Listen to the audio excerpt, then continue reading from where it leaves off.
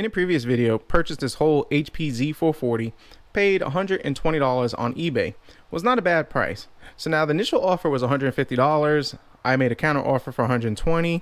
The seller accepted it. And the key thing to making this a real good deal, and this is something if you guys are going to shop on eBay, free shipping. With the whole free shipping, you know, that kind of helps the profit margin a little bit. So for around $120, we got a 1230 V4, it's the whole Xeon action thing going on, a 512 M.2, which turned out to be a really pretty good deal, and an M4000. Had 32 gigs of DDR4, the whole ECC thing, but the issue with that was that it was three kind of different sticks, well, two different sticks, one random one, wasn't using the whole quad channel, and I doubt that even the dual channel was working properly on it. So firing it up, good specs, 1080p, low settings. We were able to play most games anywhere from 30 to 40 frames per second, but I believe that the biggest limitation on this was the graphics card, as the Quadro M4000 is not designed for gaming. So in this video, we're going to put a better graphics card, better CPU, do the correct memory thing, and see if we can really get some bang for the buck. Also, I'm going to show you how to do it and how probably we could offset some of the cost on this and really make this good value. So we got the box of parts, all my stuff came in. CPU, which we'll talk about that, the memory, even some RGB, which we'll figure out how to integrate that into there. So the first thing that we want to do is, and this is my recommendation for any of these old desktops that were office based, server based, whatever, is we need to update the BIOS. So let's show you that.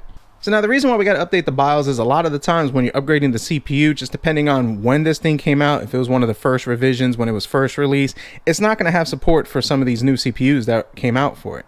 So go to HP's website. I just typed in HP Z440 in the Google search engine, put the operating system I have, Windows 10. Now if you're going to run Windows 11, you can also run this here and hit submit. Now let's kind of get rid of this whole side action going over here.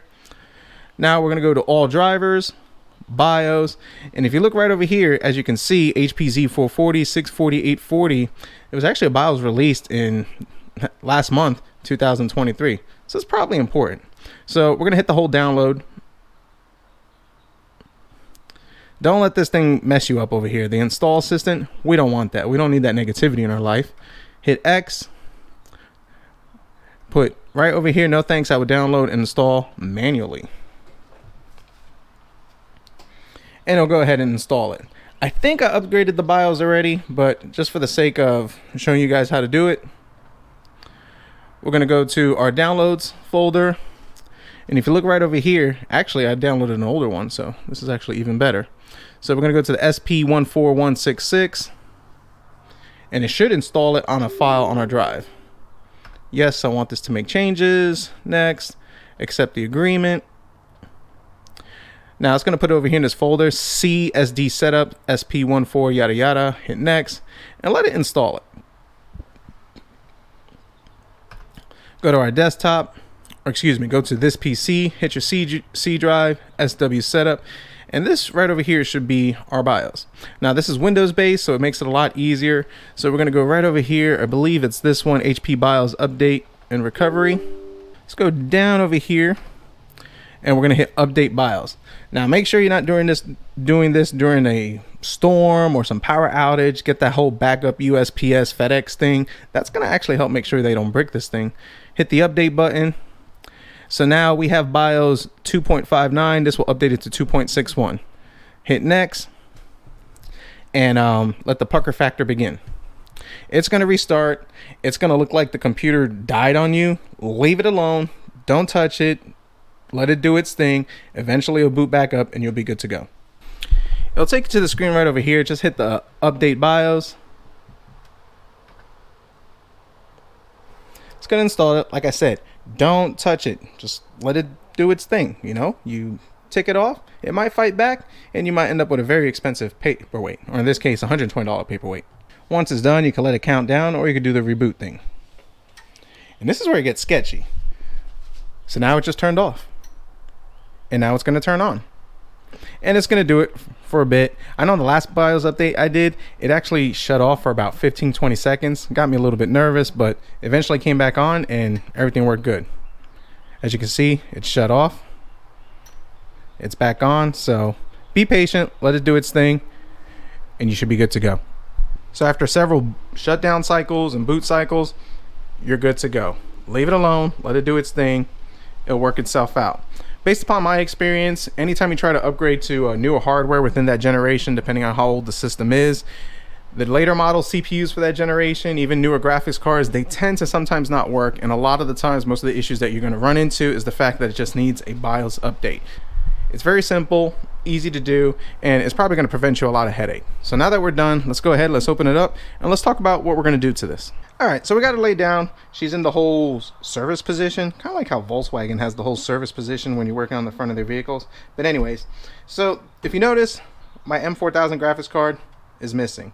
One of the key things that I've learned, like when you're doing these type of builds or flips or anything like this, is that if you can actually take some of the parts and flip them, it kind of offsets the cost of what you got into it. In this case, one of the reasons why I bought this computer was that graphics card was going from $80 to $100 on eBay. I put it on eBay for $100. I got a bite for it, and after fees and shipping, I made an $80 profit. I'm into this computer $120. With the $80 offset, we're only into this $40, so that's a pretty good deal. Now, you also have the option of using it for another build or just kind of keeping spare parts, but considering that I have enough spare parts and that graphics card was not something I could really use, flipping it was the better option. So now for upgrades, we're going to upgrade the CPU. So now the 1630, it gets the job done, but I think for a couple more dollars, we can actually get some better bang for the buck, a little bit more performance, kind of a little more well-roundedness with this computer. So 1630, although you work pretty good, we're going to go with something better. So looked on the whole eBay, the 1680 is the way to go, but that's going for like $150, $160, and I ain't about that life. So I did the right thing and found this one cheap for $40. So this one is the Xeon. It's the E5-2667 V4. Cost about $2,000 when it was released back in 2016. It's got 8 cores, 16 threads, max turbo frequency of 3.6 gigahertz, and its base frequency is 3.2 gigahertz. It's 135 watt TDP, but this cooler is more than enough to take care of it, so we should be good on that one. Memory speed supports up to 2400. I think I have 2133, but that's really not going to matter and be negligent in just my opinion. So for $40, I think it's a decent bang for the buck. So now I want to take this out. This is that whole memory cooler thing.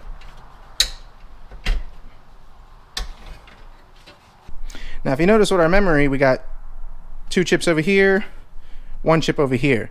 Now the way they have it is, I believe it's 2 8 gigs. No, it's 1 16 and 2 8 gigs, and it's not even set up for the whole quad channel thing. And like I said, I doubt the dual channel was working properly, so we're gonna go ahead and fix that.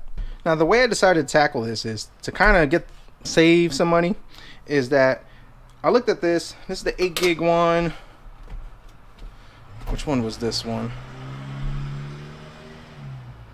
This is the 16 gig one. So I had a 16 gig, it's the HP model 2133. So we have one of these. So if I get 3 more of these same types, we can run the quad channel, all similar type memory, ECC. We should be good to go and just kind of hold delete action on the 8 gig that doesn't match.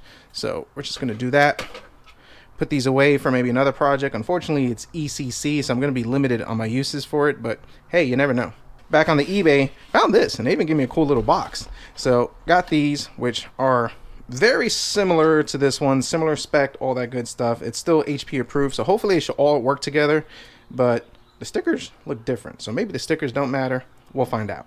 Now before I pop in the memory, just for the simple fact that, you know, less things in the way, let's take out the CPU cooler and let's pop in our new CPU.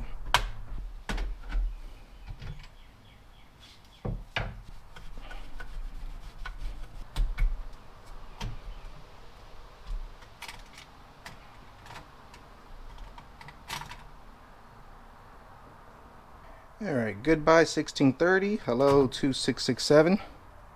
So make sure we don't bend the pins, that would just not be good.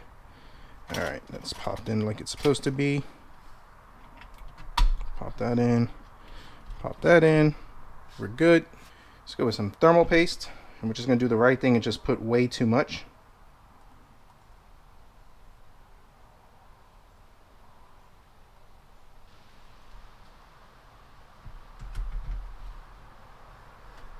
Alright, so we need to pop in our memory. They're going to go in the black modules. Looking at HP's website, it said 1368 if you're using a 16 gig variant. I mean, if you're filling them all up, it's a lot easier. Just pop everything in. So I had to look it up just to kind of make sure I got this in the right orientation. But if you don't set this properly, it's not going to read, you'll get a no post, or you won't even be utilizing the quad channel. So make sure you read the manual. All right, that's good. So 16 gig sticks, 2133. So we have 64 gigs of memory. So that should be a nice little upgrade. So now let's get to the video card. Now initially I had gotten an RX 580 on eBay. It was like $40. Seller said it worked. It was sticky, and long story short, it didn't work. So yeah, that didn't work. So I have a 1660 that I got on this HP. I think it was the Omen one. I did a video on that one. Card works great. It's the whole HP variant, so it kind of pays homage to the fact that we all have HP components in here. So, you know, that's kind of nice. 1660 has the whole 6 gigs of memory. Should be fine. But if you notice, it has a 4 plug, and HP is only giving us a 3 plug. Now, reading the comments, a lot of you guys recommended and said that you've never had your computer catch fire and blow up your house. So, you know, went with that. And we're doing a 3-pin to 6-pin, and that's a low wattage card. I mean, pop this in, and I know the whole aesthetic doesn't match, but you know, it was cheap. Now, because it is a dual slot card, this is the M.2, which, let me take this out and show you. I think I'm going to move it down 1 slot, which I'm pretty confident it should work. If I leave it where it is, what's going to happen is that it's going to be right on top of that fan and kind of choke off the video card a little bit, so we don't want that going on. So hopefully this should just work fine in this slot. If not, you know, we'll reassess. Now, this is just a card I'm using. You can use something better. I mean, if you come up with something better. I know some guys run some 1080 Ti's, 20 action, 30 action on it, but this is not going to be a dedicated gaming rig. I more have different purposes for it, but I want to, you know, I want to have something in there that's decent. So let's pop that in.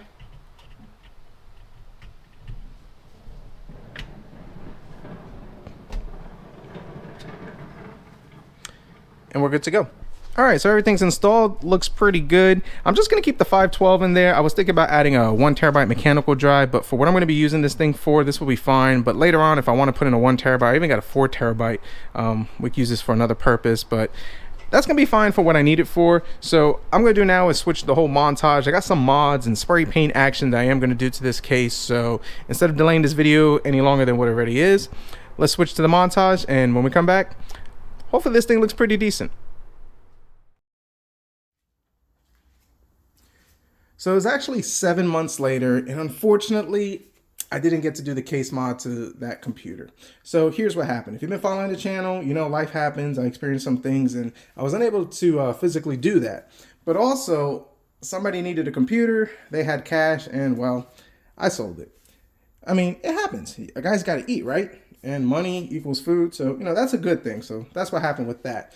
But the customer has actually reached out, back out to me, and has requested me to do something to that computer. So you definitely have to stay tuned for that video, because in that video, we'll be doing something a lot different to that computer and really giving it a better look to it. So I do apologize. I will say that the performance increase of adding the better graphics card, more memory, quad channel really boosted the computer. I would say probably about 15 to 20%. Definitely worth it, smoother. Still a good upgrade path for the computer, but stay tuned for the next video, and you'll see what we're doing to that computer next. So thanks for watching. I do apologize for that, and definitely stay tuned.